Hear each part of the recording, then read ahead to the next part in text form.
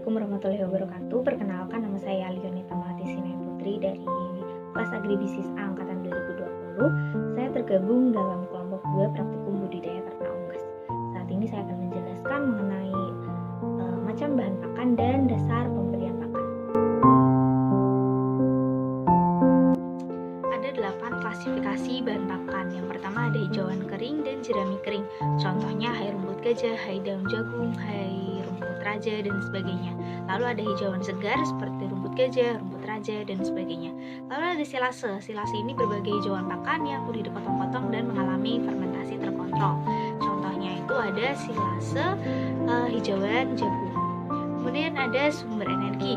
Sumber energi ini contohnya jagung, dedak, polat dan sebagainya. Lalu ada sumber protein seperti tepung ikan, kedelai, mitun, mil dan sebagainya. Lalu ada sumber mineral seperti garam dapur, terus tepung, batu kapur dan sebagainya. Ada juga vitamin seperti vitamin B kompleks, kemudian untuk tambahan seperti ada minyak ikan dan sebagainya. Kemudian ada zat aditif pakan, yaitu berbagai bahan pakan yang sebenarnya tidak termasuk nutrien dan tidak termasuk non nutrien. Karena itu bahan pakan aditif ini ditambahkan dalam bahan pakan dengan tujuan-tujuan tertentu seperti meningkatkan palatabilitas dan lain-lainnya.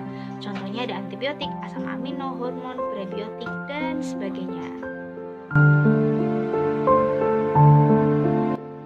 Selanjutnya ada fungsi nutrien terhadap unggas. Yang pertama ada protein. Protein itu unsur pokok alat tubuh dan jaringan lemak tubuh aneka ternak unggas. Zat ini dibutuhkan dan diperlukan untuk pertumbuhan, pengelolaan, dan produksi telur serta merupakan bagian dari semua enzim dalam tubuh. Sedangkan energi itu banyaknya zat-zat makanan yang dimetabolisme untuk menghasilkan ATP. Energi ini nanti dibutuhkan oleh tubuh unggas untuk melakukan aktivitas. Nah, untuk mencerna banyak protein, unggas itu butuh karbohidrat dan lemak dalam jumlah yang banyak.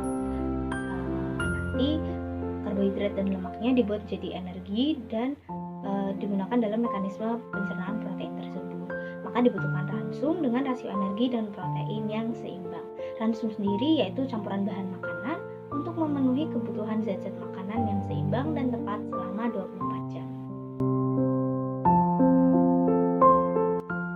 Pemberian pakan bisa dilakukan 2-3 kali sehari. Untuk pemberian pakan ransum, kalau pagi itu biasanya bisa pukul 5 sampai 8 pagi, kalau sore antara pukul 2 siang dan 4 sore.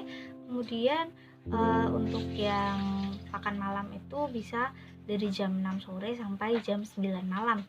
Selain itu, usahakan jumlah yang diberikan di pagi hari itu antara 30-40%, yang sore itu sampai 60-70%. Yang penting jangan sampai telat ngasih makan supaya ayam tidak stres.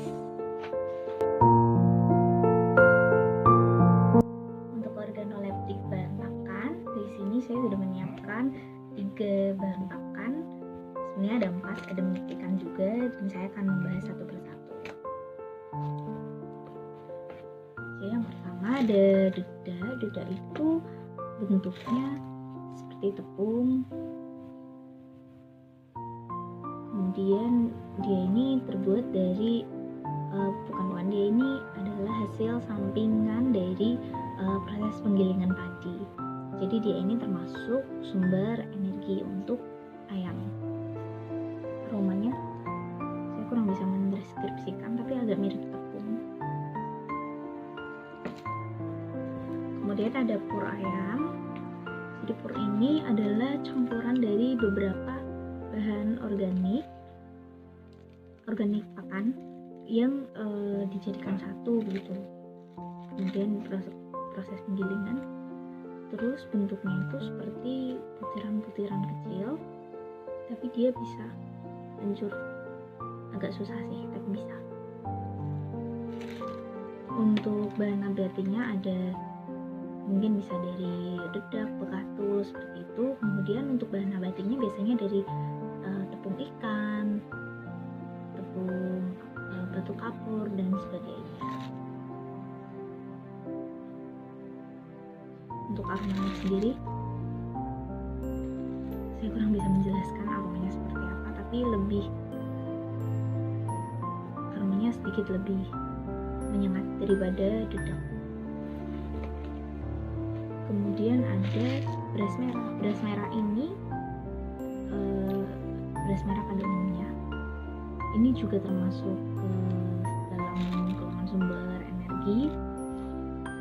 Beras merah ini tidak berbau, baunya lebih mirip beras pada umumnya.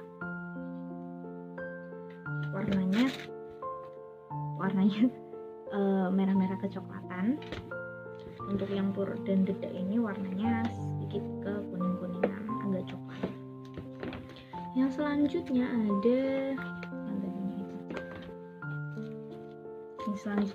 minyak ikan. Minyak ikan ini termasuk zat aditif, ini sumber vitamin. Minyak ikan ini biasanya digunakan untuk meningkatkan nafsu makan ayam begitu. Untuk bentuknya itu seperti butiran-butiran kapsul yang di dalamnya ada minyak ikan. Empuk gitu. Nanti bisa dibuka, digunting atasnya gitu, kemudian dimakankan gitu ke ayamnya. Selanjutnya untuk kebutuhan pakan, untuk pemberian pakan ayam itu ada 2 fase. Yang pertama ada fase starter umur 0-4 minggu dan fase finisher umur 4-6 minggu. Kualitas dan kuantitasnya itu untuk yang starter gizinya terdiri dari protein 22-24%, lemak 2,5%, serat kasar 4%, kalsium 1%, fosfor 0,7-0,9% dan energinya itu sekitar 2.800-3.500 kilokalori. Kemudian untuk golongan kuantitasnya itu akan terbagi atau digolongkan menjadi 4 golongan, yaitu yang minggu pertama umur 1-7 hari itu 17 gram per hari per ekor. Untuk minggu kedua 8-14 hari itu 43 gram per hari per ekor. Minggu ketiga umur 15-21 66 gram per hari per ekor. Minggu keempat 22-29 hari 91 gram per hari per ekor. Jadi jumlah pakan yang dibutuhkan tiap ekor itu sampai pada umur 4 minggu sebesar 1.520 gram.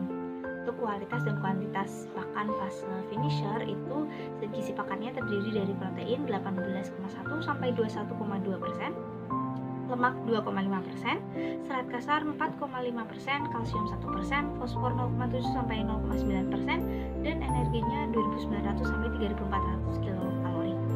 Kemudian kuantitasnya itu ada terbagi 4 lagi.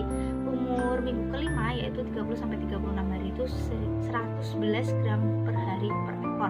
Kemudian untuk minggu ke-6 umur 37-43 hari itu 129 gram per hari per ekor. Untuk minggu ke-7 umur 44-50 hari itu 146 gram per hari per ekor. Dan untuk minggu ke-8 umur 51-57 hari 161 gram per hari per ekor. Jadi total jumlahnya itu 3.829 gram. Sekian penjelasan acara 4 dari saya. Wassalamualaikum warahmatullahi wabarakatuh. Terima kasih.